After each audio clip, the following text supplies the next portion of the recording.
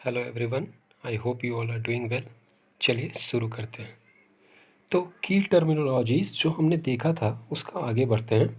पिछले में हमने intrinsic value, informal loans, formal loans, ये सब कुछ कुछ देखा था। इनफॉर्मल लोन्स बचा हुआ था।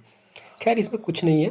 जैसे फॉर्मल लोन्स हम लोग कोई फॉर्मल इंस्टीट्यूशन, फॉर्मल ऑर्गेनाइजेशन से लेते हैं, उसी तरीके से इनफॉर्मल लोन्स हम लोग किसी भी इनफॉर्मल सोर्सेज से लेते हैं, जैसे friends, money lenders, traders etcetera. तो that is money borrowed from money lenders, traders, friends etcetera.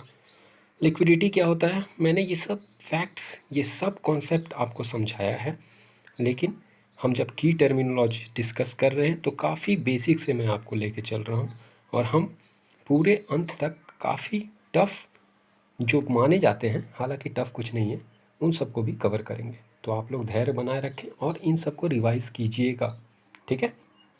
चलिए, लिक्विडिटी क्या होता है? The asset, financial instrument which can be converted to cash. Cash में भी कन्वर्ट किया जा सकता है एज एंड व्हेन, कब? जब भी रिक्वायरमेंट है, तो उसको बोलते हैं हम लोग लिक्विड एसेट। जैसे आपके पास पैसा है तो पैसा को आप तुरंत इनकैश करवा सकते हैं, पैसा से कुछ भी खरीद सकते हैं। सेविंग अकाउंट है तो आप जाकर तुरंत पैसा निकाल सकते हैं, पैसा का यूज़ कर सकते हैं। लेकिन आपके पास बाकी रिकरिंग अकाउंट, वो सब अकाउंट्स हैं, तो वो सब में पैसा आसानी से निकालना मुश्किल है।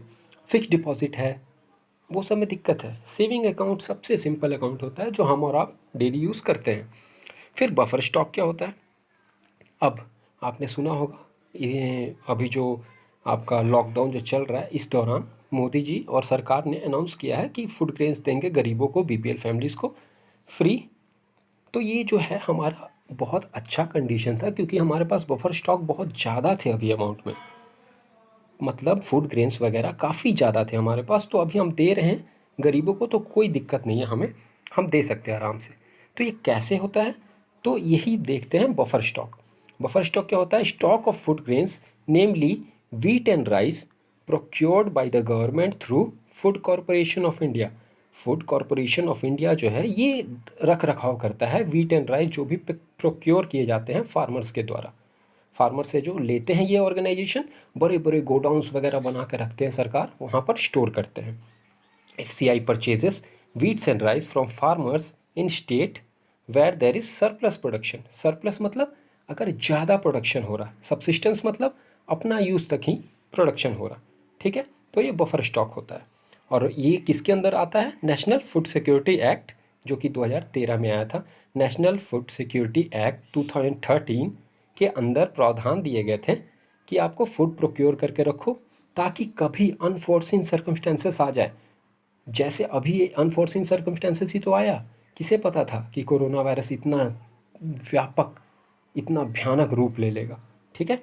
ऐसे ऐसे अनफोर्सिन सर्कमस्टेंसेस को कवर करने के लिए ये नेशनल फूड सिक्योरिटी एक्ट 2013 का गठन किया गया था, और उसके अंदर ये सब प्रावधान बनाए गए हैं ताकि कोई भी व्यक्ति छूटे ना, उस तक सारी सुख सुविधाएं पहुँचे। सारी सुख सुविधाएं तो नहीं बोल सकते, लेकिन एक बेसिक जो लाइफ को सस्टेन करने के लिए फूड की ज़रूरत है वो पहुँच सके, ये इसके अंदर आता है। और अगर हर एक व्यक्ति का उदय होता है तो वो क्या कहलाता है? अंत्योदय। अंत वाले का भी उदय, अंत्योदय योजना उसी के लिए है, ठीक। ये सब कॉन्सेप्ट तो आपको हमेशा बोलता हूँ, कॉन्सेप्ट बिल्ड कीजिए, क्लैरिटी उसमें रखिए, तो सारे चीज़ इंटरकनेक्ट हो जाएंगे। चलिए, अब मिनिमम सपोर्ट प्राइस ये क्या होता है भाई?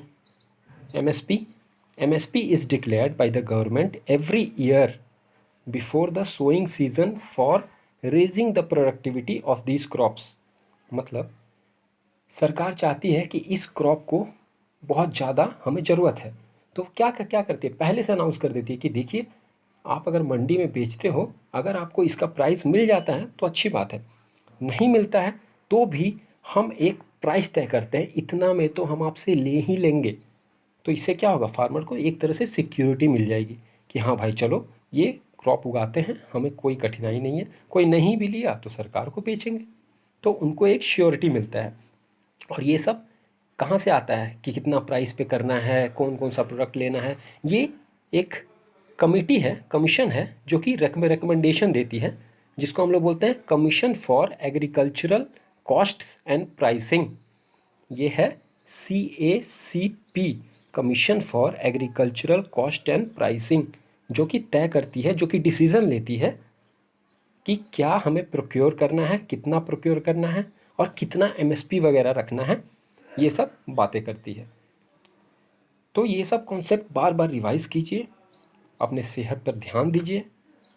अभी कम्युनिटी स्प्रेड फैल रहा है, तो आप लोग घर में ही रहें, सुरक्षित रहें। सरकार जो भी निर्देश दे रही है उसका पालन कीजिए।